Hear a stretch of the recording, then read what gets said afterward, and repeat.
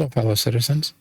Today we're going to learn how to do some gem mining with the ROC. So without further ado, let's jump in.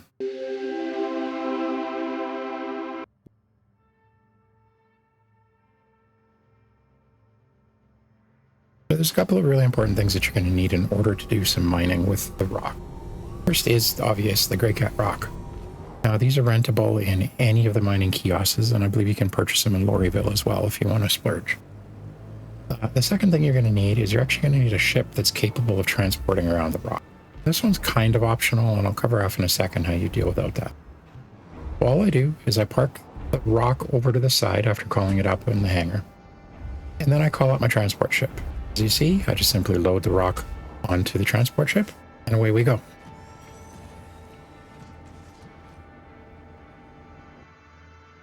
Now, the next way you can do it is you can actually fly any ship, not a transport ship, any ship over to any mining outpost and simply use the landing pads to actually claim the vehicle. Now, there's a major disadvantage with approaching it this way because you're going to have to drive the rock around.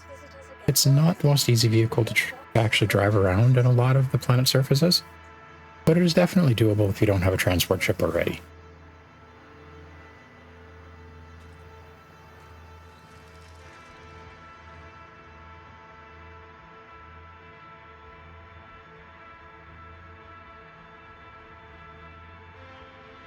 Once you've actually called the vehicle up, it's as simple as actually getting into the Greycat ROC and driving off. Now remember, if you're using this approach, you're actually going to have to load all of the gems onto your normal ship. So you're definitely going to want a backpack or an SCU container or something like that to actually transport your goods back to be sold.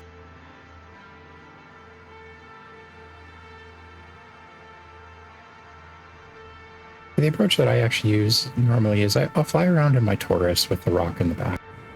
And I'll find a mining outpost, I'll point towards it. I go until I'm just off the planet's surface by a couple hundred feet to a couple thousand feet, depending on the planet, really. And I just fly in the direction of these little bubble things that you see on my screen. So as I'm flying in that direction, I'm constantly pinging, and eventually you'll pick up the unknown. As you fly towards it, what you're looking for is you're looking for a very specific cluster of rock. As I fly towards the cluster, the details of the rocks will actually pop in. Now, what you're looking for is you're looking for that cluster where they're really, really tight together, so tight together that you can't actually read them. Now, obviously, the more, the better. And the approach here is really just to fly as close as you're comfortable with your transport ship, and your transport ship, and then unfortunately get out, get into the rock, and approach the rocks that you want to actually mine. I'll skip a bit here just to save time in the video. What I've done is actually strategically parked my ships so that the headlights are pointing at the rocks that I want to mine. This just makes life a little bit easier trying to actually navigate the surface. Very important to understand exactly what you're looking at when you're mining. So over on the left-hand side, you can see the distance away from the rock that I am. Now ideally you want to be at that optimal marker. Notice with the rock, however, it's not actually as important as it is with Prospector, for instance. In the top, you'll see that I am in fracture mode. There's also the collection mode as well. And then over on the right-hand side, you'll notice the charge of the rock itself that you're actually pointing to, as well as how much power I'm giving the laser.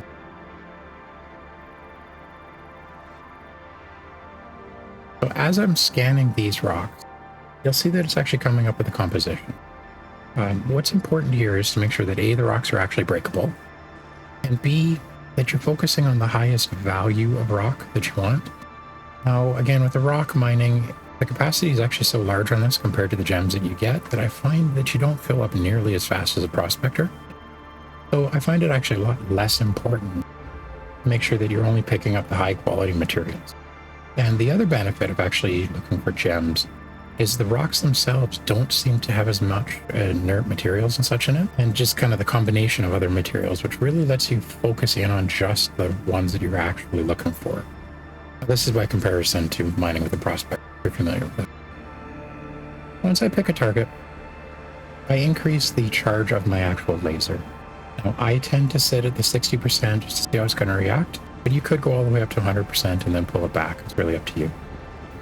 The idea is that you want to keep the rocks charged within the green zone. If you go up into the red zone, it is going to blow up your rock and potentially actually destroy your vehicle as well, which is not a good thing. So I try to keep it as low in the green zone as I possibly can, just to give myself a lot of margin for a mistake. Once the rock is fully charged, it'll actually explode into the gems. So you get a nice little animation, things go everywhere. So after you've switched over to the extraction mode, you have to actually go around and collect all the little gems that have landed on the ground. And you can see them kind of flying up towards the mining head as I do this. One trick I've noticed is it actually seems to be a lot easier to break a couple of rocks and then go around and collect the gems. But it's really up to you on exactly how you approach it. So the idea is you want to basically destroy all of the rocks in the area that you're in, collect all of the gems, and then head back to your ship, load up the Greycat ROC, and then either fly to your next target or fly back to planetside to actually sell the gems. Now, one important thing I did forget to mention is over on the left-hand side, it shows you how full the Greycat ROC actually is. That's really important because you want to make sure that you're not breaking rocks you're not going to be able to collect, because the chances of you ever finding them again are actually pretty slim. One thing I actually forgot to do in this video was I forgot that you can hit the scan button in the Greycat ROC as well, and it'll highlight all of the gems that you see on the ground. So I actually really did it the hard way here, because I go around and I'm trying to see them and pick them up. And I probably left a whole bunch of them on the ground, so make sure that you're actually scanning to pick up the little gems that are left over. Just makes your life a lot easier to collect them. With that said, I'm going to finish breaking off of these, and I'm going to head back to New Babbage where I go to sell all of my gems.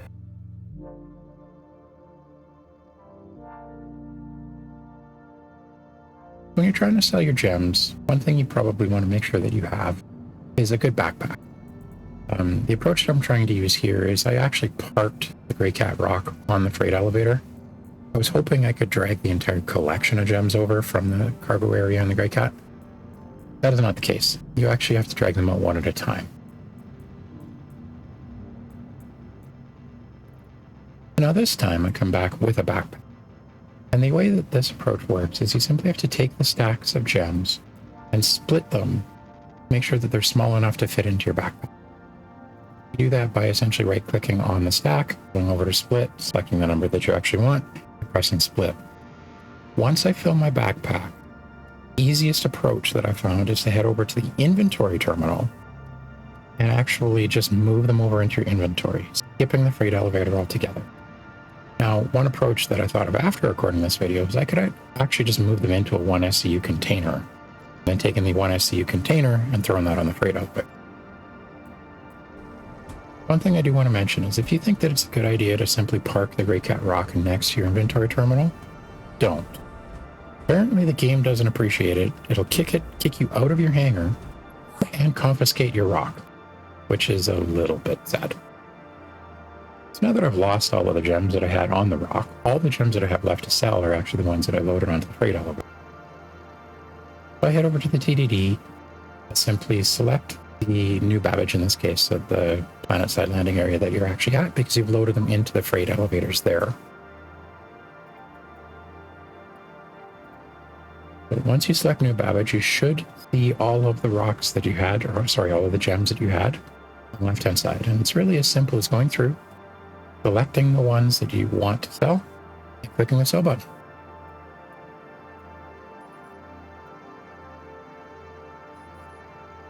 There you have it.